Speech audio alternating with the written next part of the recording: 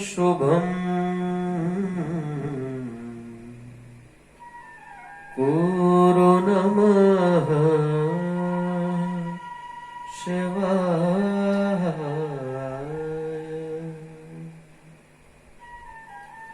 नमस्कार, सादर जय श्री कृष्ण।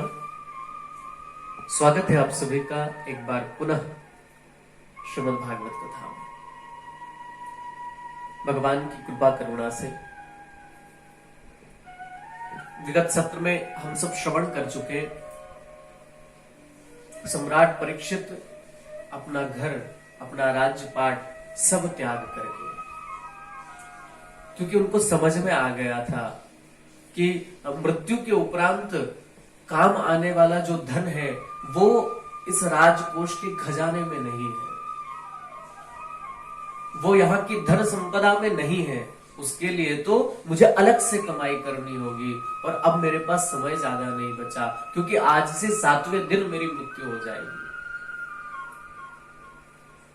तो सम्राट परीक्षित शुकताल में पहुंचे, जहां सुखदेव जी ने उन्हें उपदेश देना आरंभ किया था। यहां तक की चर्चा हम लोग कर चुके हैं।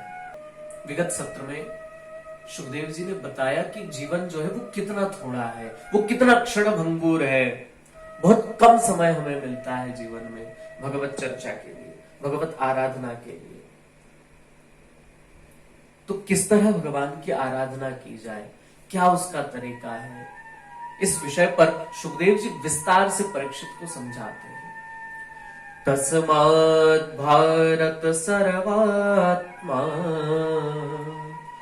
भगवान ईश्वरो हरे, श्रोतव्यः कीर्तितव्यश्च स्मर्तव्यश्च भयम्। तस्मात् भारत सर्वात्मा। परीक्षित को सुखदेव जी भारत कहकर संबोधन करते हैं। हे भारत, सर्वात्मा भगवान जो है ना, जो ईश्वर हरि है, सबसे पहले तुम उनसे अपना एक संबंध बनाओ, क्योंकि जब तक तुम्हारा संबंध उससे नहीं होगा तब तक तुम्हें ये मृत्यु का भय जो है वो सताता रहेगा।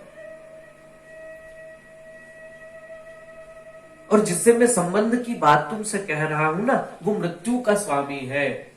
मृत्यु उसके भय से नाचती है उसके सामने। मृत्यु शरत मद भयाद, भगवान स्वयं गीता में कहते हैं।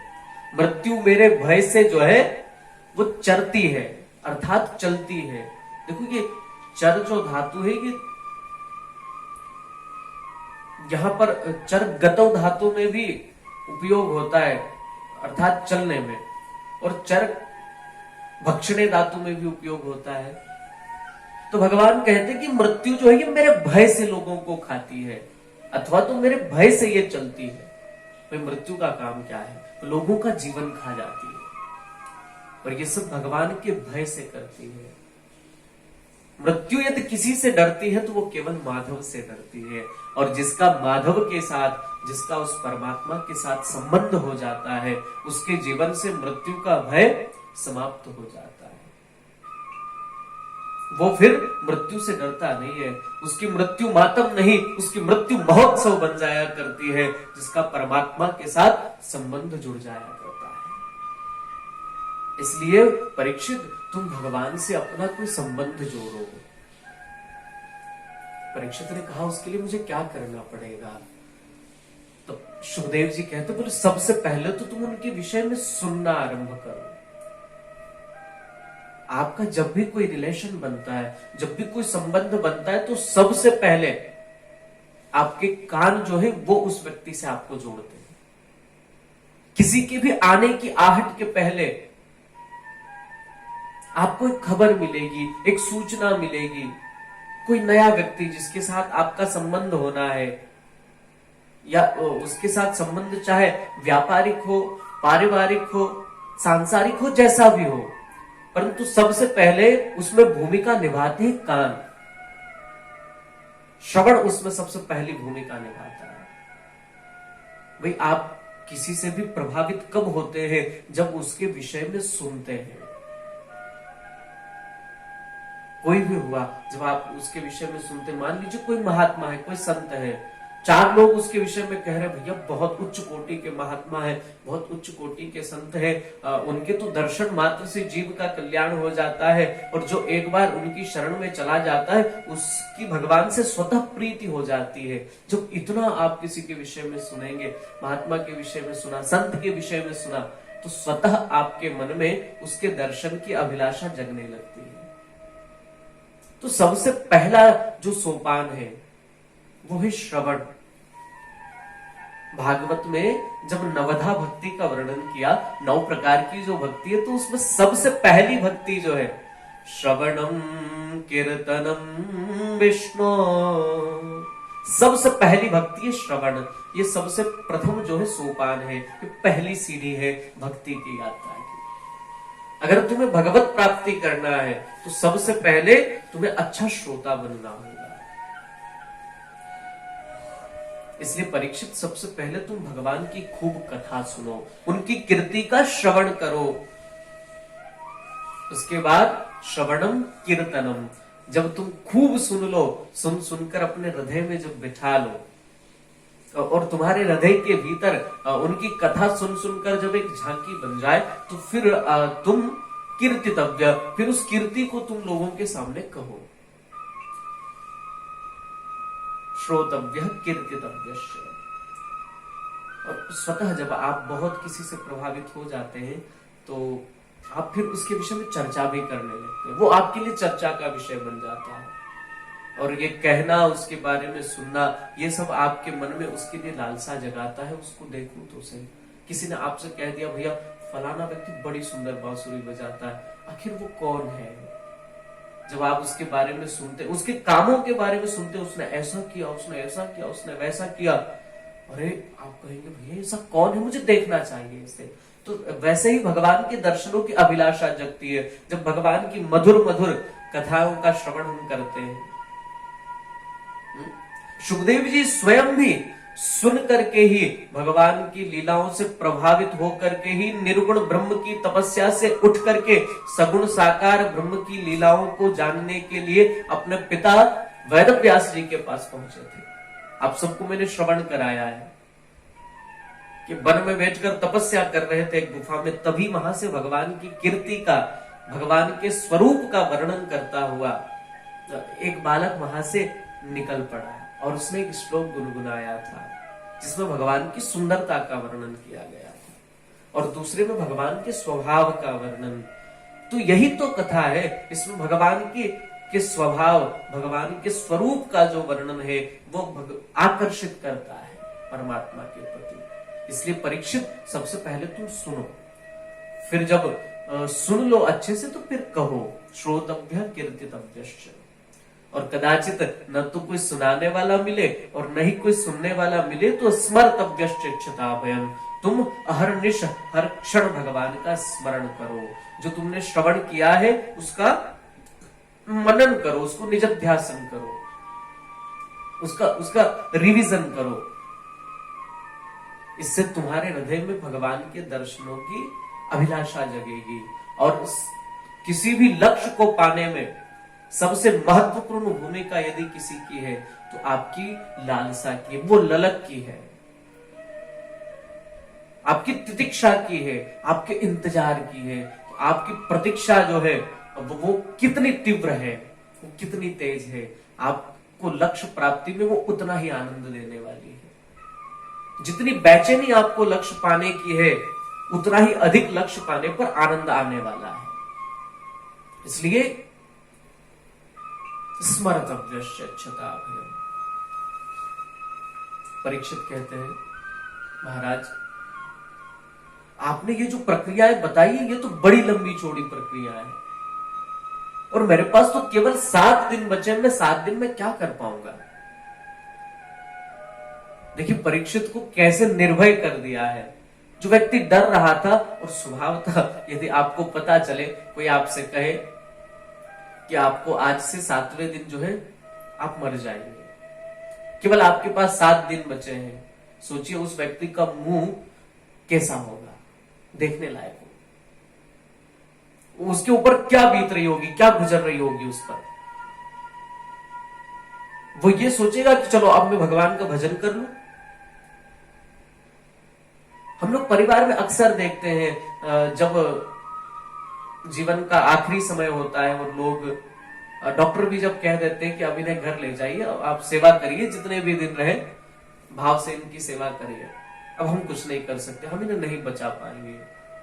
और जब उनको थोड़ी भी भनक लग जाती है तो वो लोग क्या करते हैं, सबसे पहले अपने उस रिश्तेदार, अरे मेरी बेटी को बुलाओ, मेरे बेटे को बुलाओ, इसको बुलाओ, उसको बुलाओ, मुझे उससे मिलना है।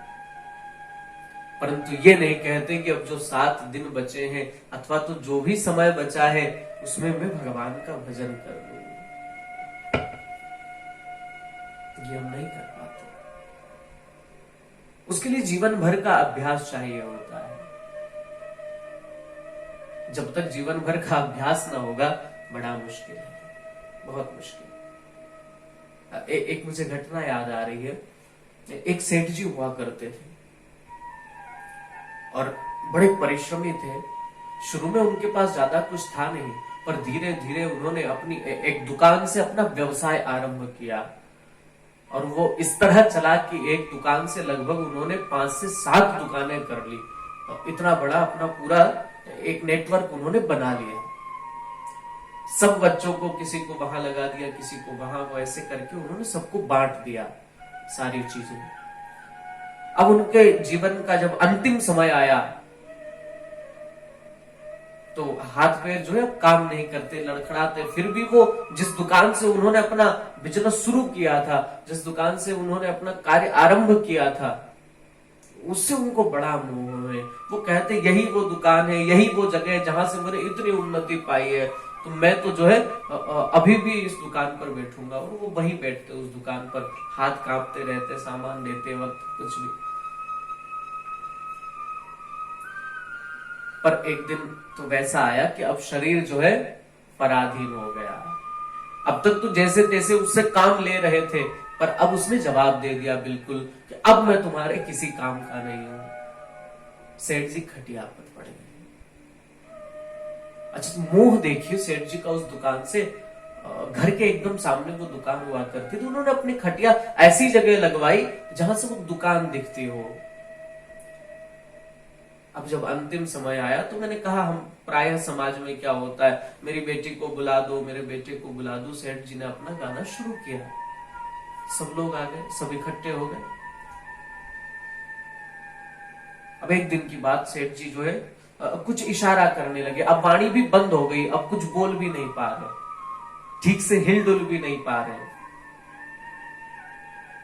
एक दिन बार बार अपना हाथ उठाने का प्रयास करते हैं और जो बैठे आसपास खड़े हैं वो मन में विचार कर रहे हैं कि ये क्या चाहते हैं पिताजी। बार बार जब वो अपना हाथ उठा रहे थे तो देखा कि ये हाथ का डायरेक्शन किधर है, ये हाथ किस दिशा में जा रहा है। एक बेटा कहते कि हाथ तो दुकान की तरफ पिताजी बार बार कर रहे।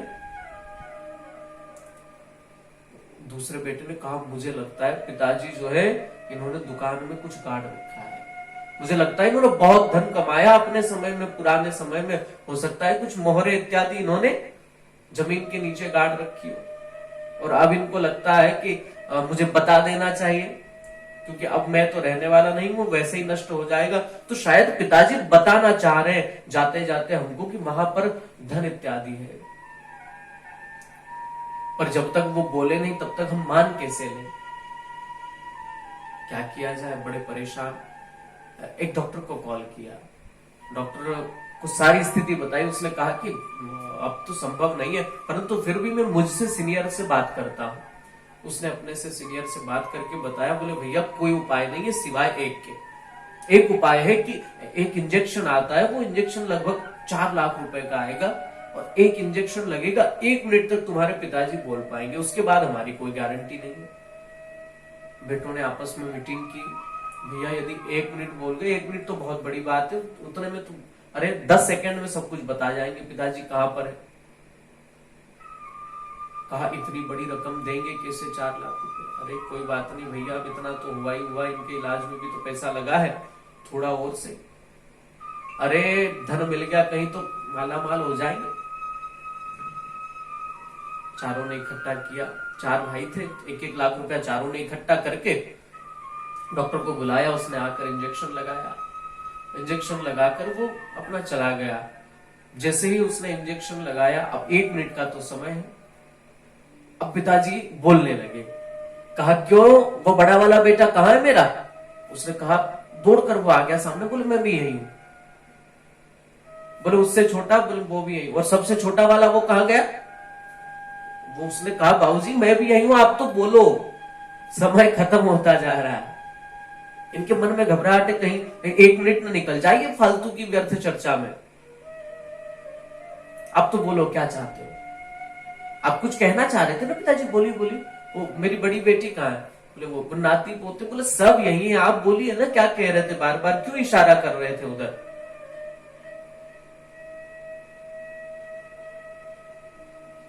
बोले तुम सब लोग यहां हो? बोले हाँ। कोई भी बाहर कोई नहीं है? बोले बिल्कुल नहीं। जब तुम सारे के सारे लोग यहां हो तो ये बताओ वो दुकान पे कौन है? वहां से कोई ग्राहक खाली चला गया तब? बच्चों ने माथा पकड़ लिया। बोले 4 लाख रुपए इसलिए लगा दिए कि दुकान पे कौन है ये पूछने के लिए। तो मेरा कहने का अभिप्राय है, जीवन भर जिस चीज का आप अभ्यास करेंगे वही चीज अंत में आपको याद आएगी। स्मरतव्यश्चिता, उसी का स्मरण अंत में होगा। सेठ जी ने जीवन भर दुकानदारी की थी तो वो उसी वही स्मरण आया अंत में उनको। भाई स्वाभाविक है, लहसुन खाओगे तो उसकी डकार तो आनी आनी है, जो खाया है उसी की डकार आएगी। लहसुन खाओगे तो आम की डकार नहीं आने वाली। वैसे ही जीवन भर जो काम किया, दुराचार, अत्याचार, पापाचार किया, लोभ किया, लालच किया, तो अंत में भी वही याद आएगा। और जीवन में भजन किया होगा तो अंत में भजन याद आएगा। इसलिए